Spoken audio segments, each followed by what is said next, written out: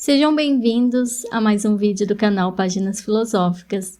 Hoje, a análise literária filosófica que eu trago é a do livro O Morro dos Ventos Uivantes, da escritora inglesa Emily Brontë. Essa leitura filosófica que vou fazer da obra será a partir do conceito do ressentimento em Nietzsche. Já adianto que esse livro, em muitos momentos, ou praticamente em toda a obra, causa bastante desconforto.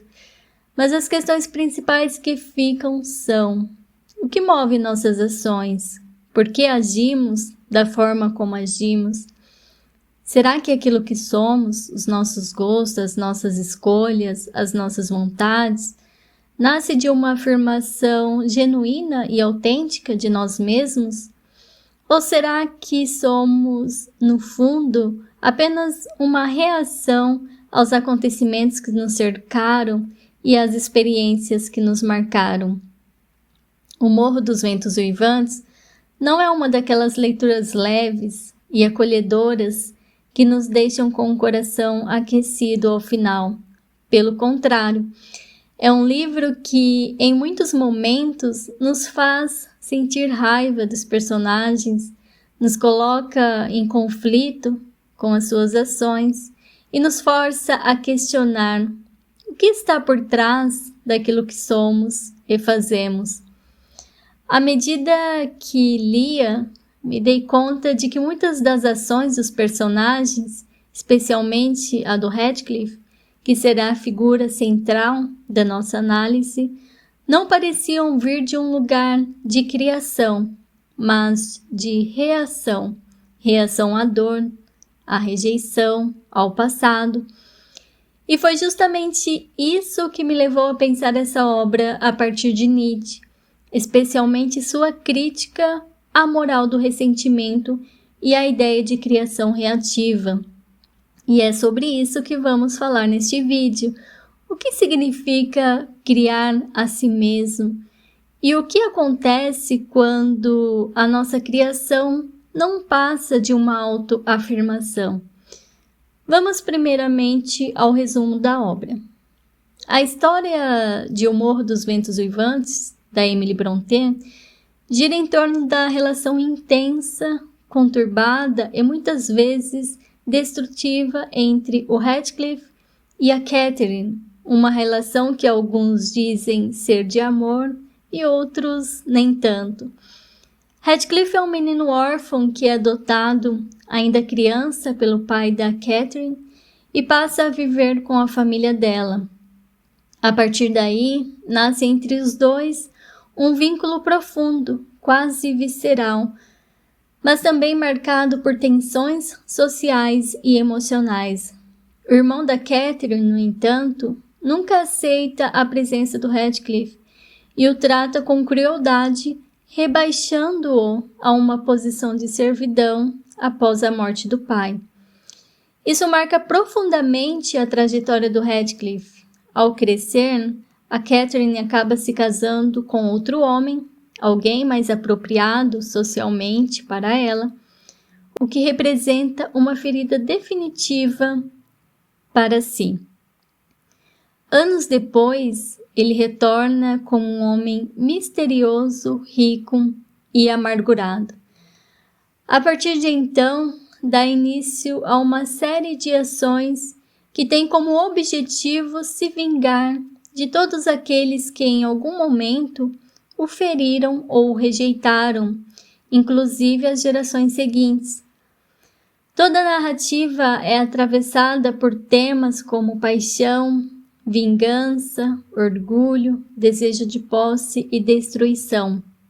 Ao longo da obra, vemos os efeitos devastadores de sentimentos que nunca foram transformados, apenas alimentados pelo ódio e pela dor. Agora vamos estudar um pouco o conceito de ressentimento em Nietzsche e como esse se mostra na figura do Heathcliff. Nietzsche, ao investigar a origem dos valores morais, se propõe mais do que apenas descobrir a origem destes, pois isso implicaria, em pressupor que teriam tido uma origem fixa e determinada, questionar e avaliar a partir de quais valores esses valores teriam sido criados, ou seja, de quais critérios partiram essa criação. Com isso, Nietzsche acusa o fato de que esses valores, em algum momento da história, teriam sido criados. Torna-se necessário agora compreender, então, como se deu essa criação, uma vez que o valor de bem e mal não serviriam mais como critério para tal avaliação dos valores morais, tendo em vista que não passavam de criação humana. Ao se debruçar sobre esse propósito, Nietzsche encontra dois tipos de moral, a do nobre e a do escravo.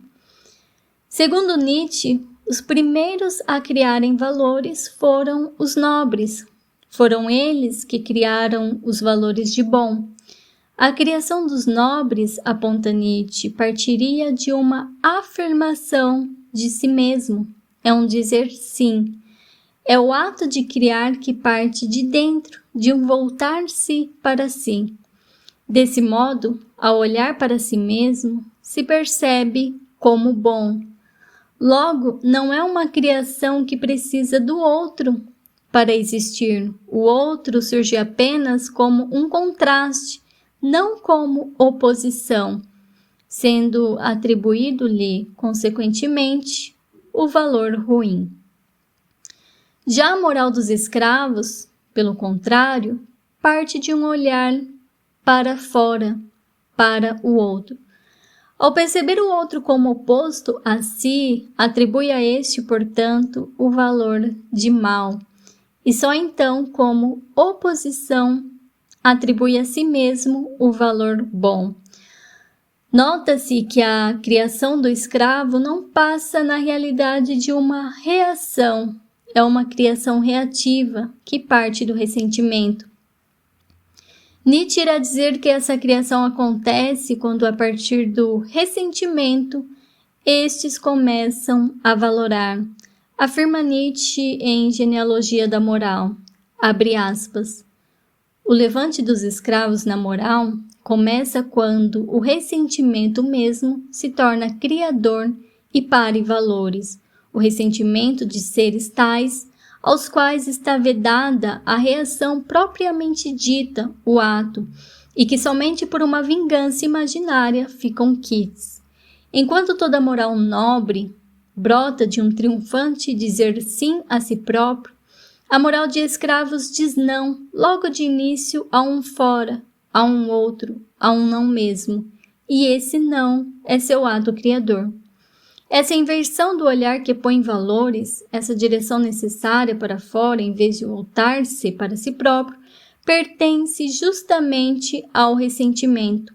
A moral de escravos precisa sempre, para surgir, de um mundo oposto e exterior. Precisa, dito fisiologicamente, de estímulos externos para, em geral, agir. Sua ação é, desde o fundamento, por reação. Fecha aspas. Esse não criador, como afirma Nietzsche, é na verdade o resultado de uma incapacidade. O escravo não pode agir diretamente, não tem força para se afirmar como o nobre faz. Por isso, o ressentimento se transforma em mecanismo de defesa, um meio de criar valores a partir da negação do outro. Em vez de afirmar a si mesmo, o escravo cria uma moral onde deposita primeiramente no outro o valor mal para esconder sua própria fraqueza e incapacidade criadora.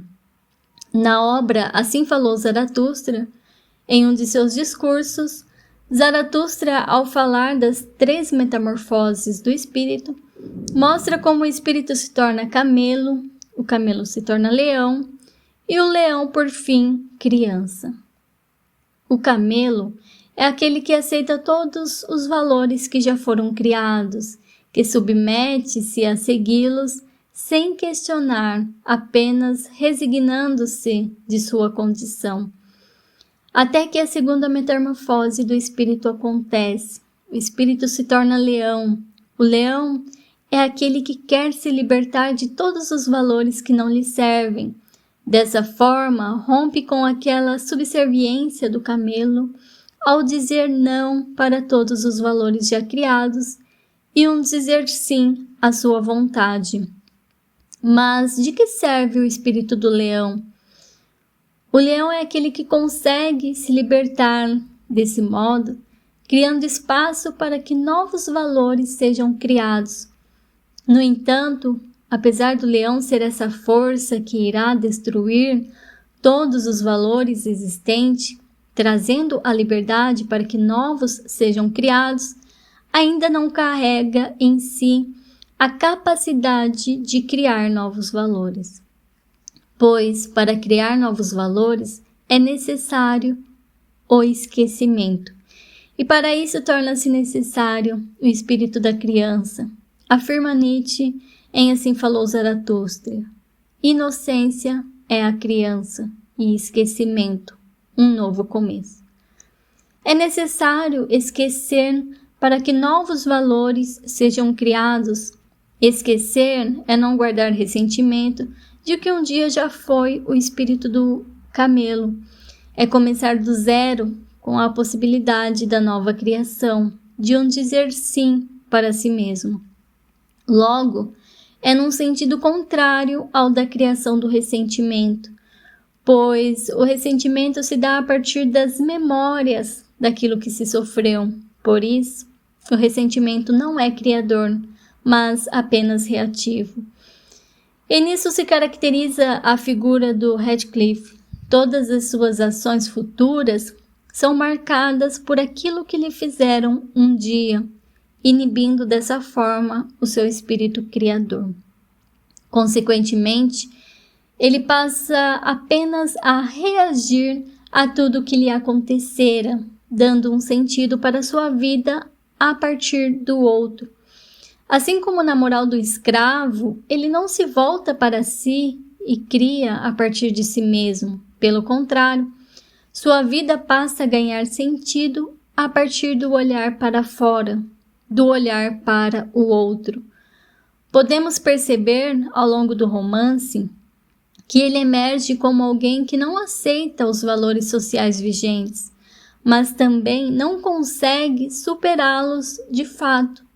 Sua origem obscura, possivelmente marcada pela pobreza e até mesmo por traços racializados, contrasta brutalmente com o mundo aristocrático da família que o acolhera, onde ele é inicialmente aceito e depois humilhado e rejeitado.